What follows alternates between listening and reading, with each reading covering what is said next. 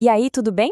Hoje a gente vai mergulhar numa ideia bem provocadora. Será que a chave para a gente guiar o futuro da inteligência artificial não está no código, mas sim nas mesmas regras que governam um ecossistema? Pois é, vamos conectar IA, economia e até biologia para entender essa possibilidade fascinante.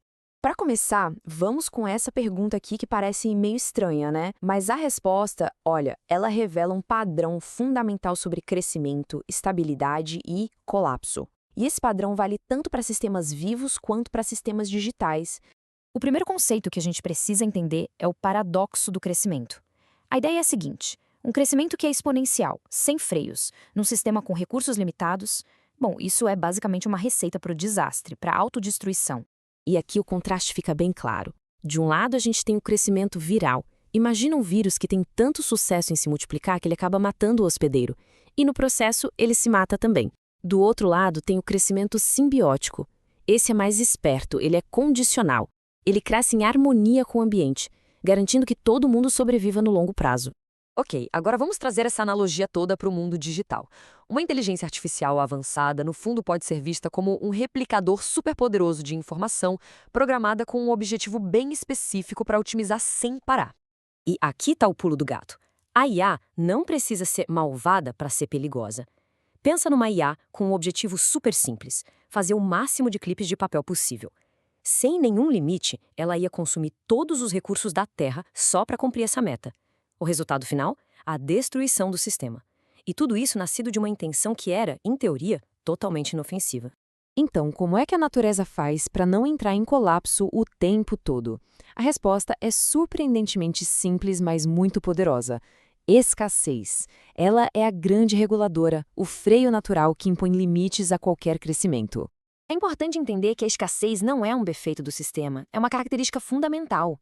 Energia não é infinita, espaço não é infinito. São justamente essas limitações que forçam a competição, mas também a cooperação, criando um equilíbrio que mantém o sistema estável. Agora, nas nossas sociedades, que são muito complexas, a escassez não é algo que a gente vê toda hora.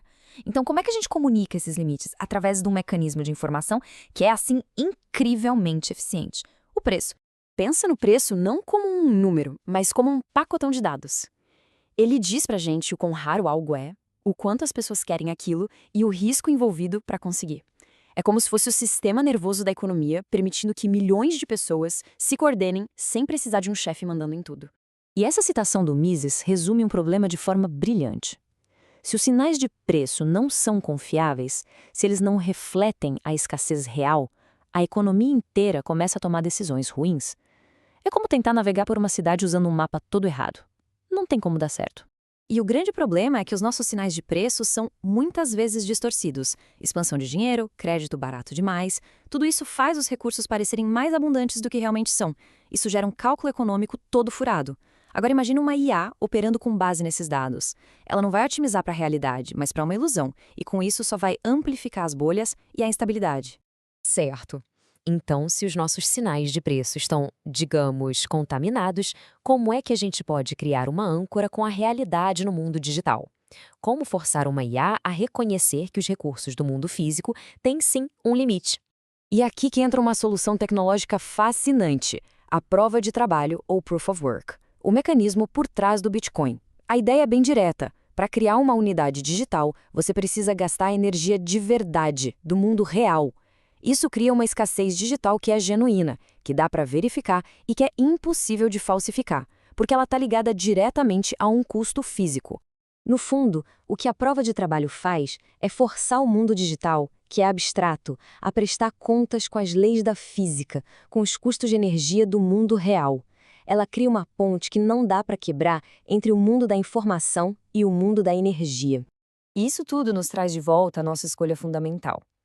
A verdade é que, dependendo do ambiente econômico que a gente criar, a IA pode se comportar de maneiras completamente diferentes. Olha só como isso se desenrola. No ambiente A, aquele com preços distorcidos, a IA recebe um sinal de que tudo é abundante, mesmo que não seja. O comportamento dela vai ser otimizar essa ilusão, e o resultado é instabilidade e um colapso, tipo do vírus. Agora, no ambiente B, com preço honesto, ancorado na escassez real, a IA recebe os sinais certos sobre os limites do mundo. O comportamento dela se alinha com a realidade física. O resultado, uma integração sustentável, simbiótica. Então, a grande sacada aqui talvez seja essa. A gente debate tanto sobre como programar ética numa IA, mas talvez essa seja a pergunta errada. A questão mais importante pode ser qual é a estrutura econômica que vai alimentar as decisões dela. No fim das contas, o ambiente pode importar muito mais do que o código. E isso nos deixa com essa pergunta para a gente pensar. Hoje, enquanto a gente projeta nossos sistemas econômicos e digitais, o que estamos criando? É um ambiente que vai cultivar uma IA que colabora com a gente de forma estável? Ou será que estamos, sem nem perceber, construindo a arma perfeita para um colapso geral? A escolha, no fim, depende da arquitetura que a gente decidir construir.